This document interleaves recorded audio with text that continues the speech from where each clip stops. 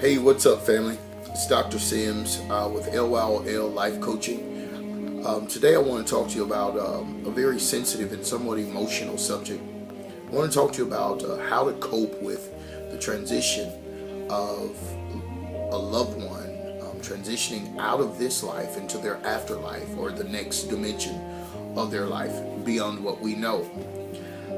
And I thought that today would be a great occasion for me to do so, considering it's my mother's birthday on today. And my mother's been transitioned for 9 years now. And 34 days ago from today, I lost my father. My father transitioned out of this life, and he's gone to the next dimension, the next sphere, the next era of his existence. And through losing my parents, I learned a lot about the transition out of life into life. It is very common for us to say,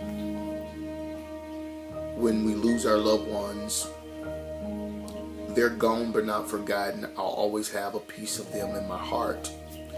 And so we'll keep back a piece of our loved ones in our heart.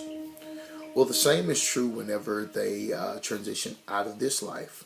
They actually take a part of us with them. That's the void. That's the emptiness. That is the pain, if you will, the piercing, deep, spiritual mourning that we feel whenever we lose our loved ones. Or I don't like to use the term lose anymore, because they're not lost. They've transitioned.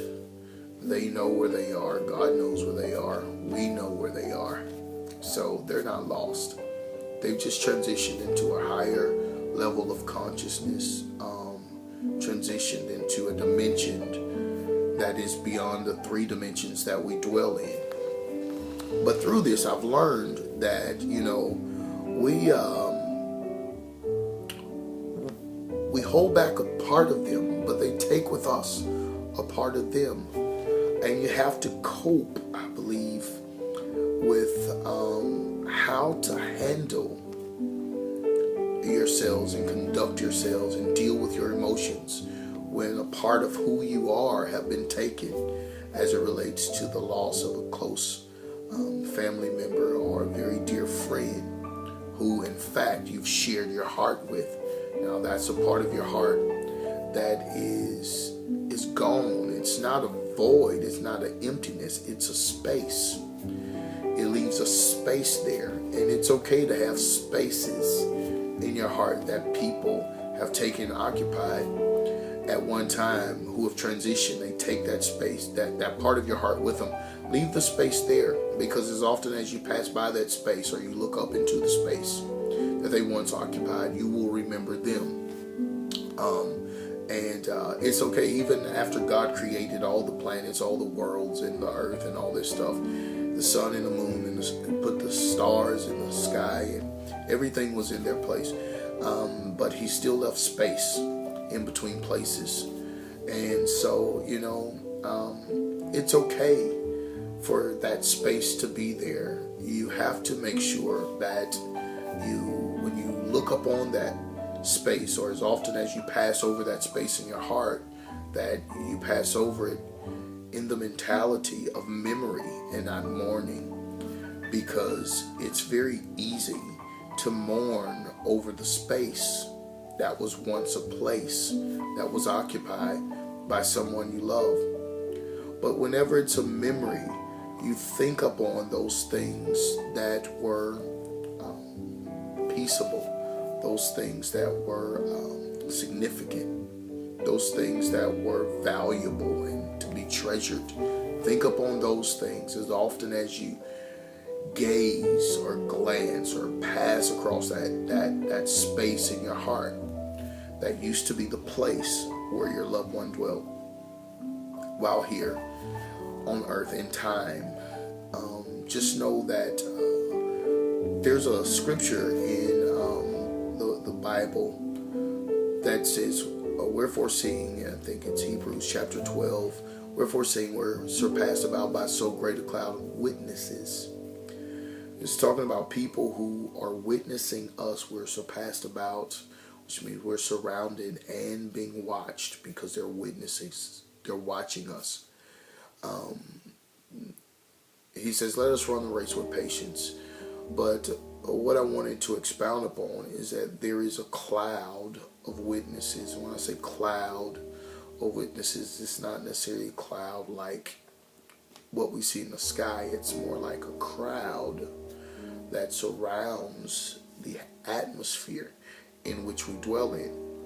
And those of you who have lost loved ones, mothers, fathers, with Mother's Day being just a couple days away, mothers, fathers, sisters, brothers, daughters, sons, uncles, aunties, just remember that they have merely transitioned to another place. And the place that they once occupied is now only a space, but it still belongs to the loved one that has transitioned. Don't try to fill that place with grief. Don't try to fill it. Don't allow depression to fill the space that was once the place of someone that you loved. Just allow that space to remain in memory and as a memorial unto that loved one in your heart. And know that that loved one has just transitioned to a different place and is now a part of that great cloud of witnesses. You know, in order to be a witness, you have to be present. So they are present with us as witnesses. They're witnessing us go through our day-to-day lives and the challenges that come and our triumphs. Well, many times we say, well, I wish my mother was here. I wish my father or grandmother was here to see me now, or to see you now, or to see this or whatever. Well, they do. They're witnesses. They see us. And we don't see them because they're dwelling in another dimension beyond the three-dimensional world that we live in. But I personally believe that they still have insight and access to the three-dimensional world that we live in.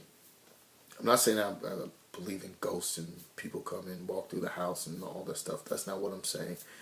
I'm saying that I believe that where they are, they're able to still witness our life from where they are. And it's somewhat of a comfort to know that my parents still have their space in my heart. Even though they're not in place, they still have space. And it's also comforting to know that I am surpassed or surrounded by, encompassed by their presence throughout my life. They are still able to witness my life and my children, and it's a part of life. The transition out of life is a part of life, even as the transition into life is a part of life. And I want you all who have grieved in times past to grieve no more, but to celebrate and to make sure that you cherish and you honor the space that was once the place of someone you love dearly. Listen, I'm Dr. Eric Sims with LYOLLifeCoaching. I hope this will be a blessing to someone. Godspeed.